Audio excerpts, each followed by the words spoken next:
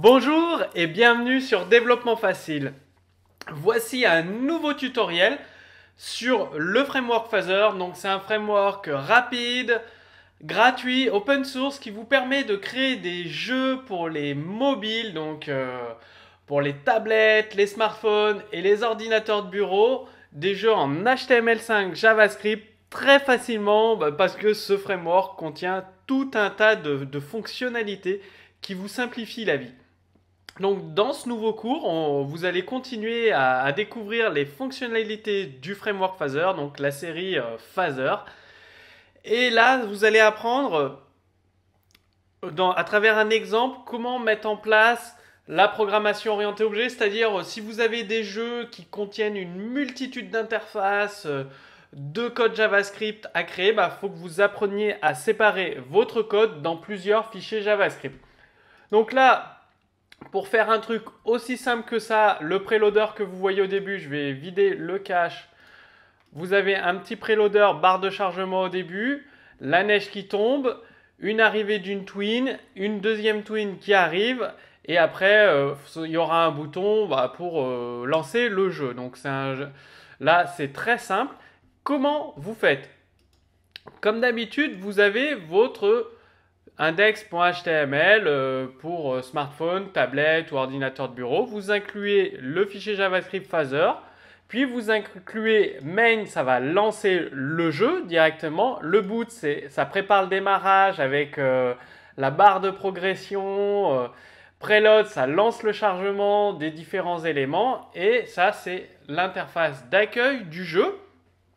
Et suivant les interfaces, les niveaux de votre jeu, vous rajouterez d'autres fichiers JavaScript. C'est-à-dire vous avez un fichier JavaScript, c'est un petit peu comme la programmation orientée objet. Un fichier JavaScript contient une classe, une gestion d'un objet, un objet qui gère une ou plusieurs fonctionnalités à lui tout seul. Vous remarquez que je désactive le cache du navigateur parce que là, nous travaillons en mode développement, donc on ne veut pas que le navigateur mette dans son cache le fichier JavaScript.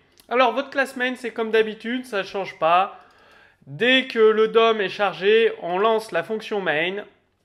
On crée une nouvelle instance phaser.game avec hauteur, largeur du jeu sur l'idée de la div qui comporte l'identifiant GameDiv. Donc, sur cette div-là, on va intégrer le jeu au format avec l'API Canva ou le WebGL. On renomme les méthodes qui sont appelées automatiquement par le framework Phaser. On rajoute une petite fonction de log qui est très pratique pour savoir quelles classes sont chargées, quelles classes sont instanciées, etc. pendant le déroulement du jeu. Et là, on prépare les différentes interfaces du jeu, le boot, le chargement et l'écran d'accueil. Donc add, on ajoute les classes les unes après les autres qui vont gérer leurs propres fonctionnalités de manière autonome. Et là, on va lancer la classe boot, le démarrage du jeu. Là, il n'y a rien. On peut rajouter d'autres éléments que vous connaissez grâce aux nombreux tutoriels sur Phaser. Je vous ai expliqué le fonctionnement de ces différentes fonctions. Donc là, on start boot. Boot, qu'est-ce qu'il fait? Init, c'est appelé dès le départ, dès le lancement de l'objet boot, donc game.log, on fait un appel au debug game.log et ça affiche un élément de debug. Je vous affiche le debug, je relance le jeu, on lance l'interface boot, la classe loading et le game title. Voilà, dans l'ordre où ça se passe. Donc ça vous permet de vous repérer quand vous aurez un jeu JavaScript fait avec Phaser, vous aurez, je sais pas, peut-être une vingtaine, voire une trentaine de fichiers JavaScript différents. Au moins, vous saurez là où vous êtes et ce sera beaucoup plus simple pour vous de détecter les bugs. Je vous assure, ça fait partie de la méthode développement facile. Donc dans boot, le log à l'initialisation. Au preload, l'image de préchargement, bon, on la voit très peu ici puisque je l'ai installé en local le jeu. Voilà, je vais le mettre, ça va gêner pour le tutoriel de le mettre sur internet, mais il est en local, vous voyez très rapidement la bannière et la barre de progression du chargement. Donc la bannière, le loading pour le jeu. On active la gestion des collisions et on lance l'écran suivant. Le boot, c'est juste le chargement, le loading. Donc c'est vraiment le strict minimum dans le boot, la barre de chargement et le logo, c'est tout. Ensuite, on active la gestion des collisions, on lance l'interface suivante. Dans l'interface suivante, pareil, appel du debug. On prépare une barre de chargement qui va faire apparaître le loading. L'image de loading, on va la faire apparaître au fur et à mesure. Ça fait une progression comme vous voyez ici, là. Voilà, très rapidement, une progression. Ensuite, on la met à jour régulièrement en fonction du chargement de tous les éléments. On place le logo juste au-dessus de la barre de chargement. Donc le logo qui est ici, ça marche par ID. Vous affectez un répertoire avec un fichier à un ID. Donc là, l'ID loading, l'ID logo. Et après, vous lancez le chargement de toutes les images du jeu. Vous avez l'habitude. Les animations, les sprites du jeu, donc les flocons de neige, petits et grands. Et la musique. Et ensuite, vous lancez l'écran suivant. Donc c'est aussi simple que ça. En fait, vous ajoutez toutes vos interfaces du jeu et vous lancez la classe que vous souhaitez. Ensuite, la classe suivante, create la classe suivante. Et là, vous arrivez dans votre accueil du jeu, donc ici, où vous allez voir arriver une twin pour Joyeux Noël, une deuxième twin pour Dev Facile. Comment vous construisez tout ça? L'image de fond du jeu, vous l'ajoutez, background, qui a été chargé ici. Ensuite, vous ajoutez la neige en arrière-plan. Donc, vous faites descendre la neige en mettant la vitesse en X, en Y, la gravité, sur quelle largeur de l'image. Donc, vous voyez les flocons de neige qui tombent. Les petits sont en arrière-plan, alors que les grands, ils sont en avant-plan, ils passent par-dessus le texte. Donc, en arrière-plan, par-dessus la neige, on ajoute l'image du village sous la neige. Donc, ça fait un petit effet 3D. La neige passe en dessous, derrière le village, alors que les gros flocons par-dessus. Ensuite, vous ajoutez le titre du jeu par-dessus, le sous-titre, la musique que vous lancez en boucle, et vous ajoutez la neige au premier plan. Donc, les gros flocons sont bien au premier plan, devant le village, devant le texte.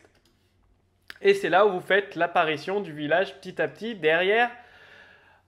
Ça fait un effet, regardez, le village, il apparaît au fur et à mesure. Voilà, un petit effet d'apparition. C'est comme ça qu'il est fait avec le black. Donc black, c'est juste un écran noir, tout simplement. Vous créez une twin et la twin, elle va en 0 alpha, elle était en 100, donc il était affiché. Et il va être masqué au fur et à mesure sur une durée de 4 secondes, tout simplement. Ensuite, vous avez ShowTitle. Il a appelé ici ShowTitle. Donc, c'est-à-dire, vous créez un événement. Donc là, vous avez mis placez votre titre, placez le sous-titre. Vous allez faire apparaître au bout de 4 secondes les titres. C'est-à-dire, vous créez une twin.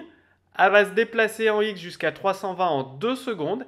Et à la fin de la twin d'apparition du titre, donc le titre va faire ça. C'est-à-dire, si on regarde ici, le titre, tac, fin, il arrive, paf, ici. Ensuite, le deuxième. Donc, comment on fait ça? En 2 secondes, le premier titre arrive comme ça. Ensuite, vous avez à la fin, une fois que le premier titre est apparu, le sous-titre est appelé. Donc, on va l'ajouter et il va apparaître dans l'autre sens, tout en X 390 en 2 secondes. Donc, ça fait...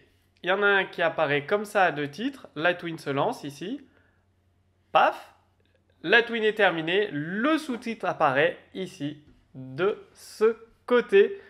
Donc, voilà, ça vous permet... Bon, là, c'est un jeu très très simple, mais quand vous aurez des jeux beaucoup plus compliqués, là, vous pouvez rajouter un bouton. Et par exemple, au clic sur le bouton, vous construisez un bouton, au clic sur le bouton. Eh bien, dès que la personne clique sur le bouton, vous faites un game.start level. C'est-à-dire, vous aurez rajouté ici game.stat.add level, la classe level. Vous aurez un fichier level. Là, vous faites un game. Il appuie sur le bouton dans une autre fonction. Vous faites un game.start. Level, comme de game.stat.start level. Et ça va lancer l'écran de jeu. Et vous allez construire votre niveau avec Create pour positionner tous les éléments, le décor, les interactions, l'écoute du clavier, des touches du clavier, donc les flèches directionnelles, le déplacement des ennemis. Vous allez construire tout ça. Vous avez Create, Init et bien évidemment, vous pouvez mettre Update qui est ici. Update dans ces fichiers qui sera appelé régulièrement. Là, on n'en a pas besoin, donc c'est pas mis. Donc, vous avez vu, d'une façon très très simple, vous pouvez créer un jeu et surtout, le plus important, l'organiser. Organisez votre code dans des fichiers JavaScript différents. Donc, ça permet, vous faites un boot avec une image, une barre de chargement, un preload de tous les éléments du jeu, les images, les animations, les musiques du jeu, avec la progression de la barre de chargement, ici. Ensuite, vous lancez le titre du jeu, avec des petites animations de la neige, des petits effets de 3D, la neige qui passe en dessous, les gros flocons qui passent par-dessus le village. Vous faites un effet d'apparition du village ici et une twin sur le titre et le sous-titre. Voilà, tout simplement, il ne vous reste plus qu'à rajouter un bouton et à lancer game.state.startLevel. Donc, si vous voulez aller beaucoup plus loin, je vous invite, là, juste au-dessus de cette vidéo, il y a une bannière, un lien cliquable à cliquer dessus pour consulter la deuxième vidéo. Parce que dans la deuxième vidéo, vous allez aller beaucoup plus loin dans la création de jeux et d'applications en JavaScript HTML5. Vous allez mettre en œuvre la méthode développement facile, que ce soit avec le framework Phaser et d'autres frameworks. Ça va vous permettre de travailler en équipe. Donc, vous travaillerez en équipe à plusieurs sur le même projet sans vous gêner, d'une manière cohérente. Et si vous avez énormément de code, des applications très complexes, vous saurez quelle classe créer, quel fichier JavaScript créer, où mettre le code JavaScript, comment organiser les interactions entre les différentes classes, les différents fichiers JavaScript, les différents éléments. Ça va vous permettre de réduire, grâce à une architecture solide basée sur la méthode développement facile, vous allez réduire le nombre de bugs de 90%, c'est-à-dire il y a toujours des bugs quand on développe, mais il y en aura beaucoup moins. Vous aurez une méthode précise pour trouver les bugs plus rapidement, par exemple en mettant en place une console de debug comme celle-là. Là, vous avez par exemple l'affichage du debug de la classe directement grâce à cette méthode game.log sur l'initialisation, game.log. Vous pourrez aller beaucoup plus loin, de manière beaucoup plus poussée avec console.log pour détecter le fichier d'où provient le bug et même des fois la variable. Donc tout ça, c'est dans la deuxième vidéo. Donc cliquez simplement sur la bannière au-dessus de cette vidéo. Il y a un lien cliquable. Je vous explique tout dans le détail dans la deuxième vidéo. Les experts de l'équipe développement facile vous accompagnent personnellement. Si vous rencontrez des difficultés à appliquer tel ou tel exemple dans la méthode développement facile dans votre projet, tel ou tel bug, la méthode développement facile, l'équipe développement facile est là pour vous aider. Donc je vous dis à tout de suite dans la deuxième vidéo.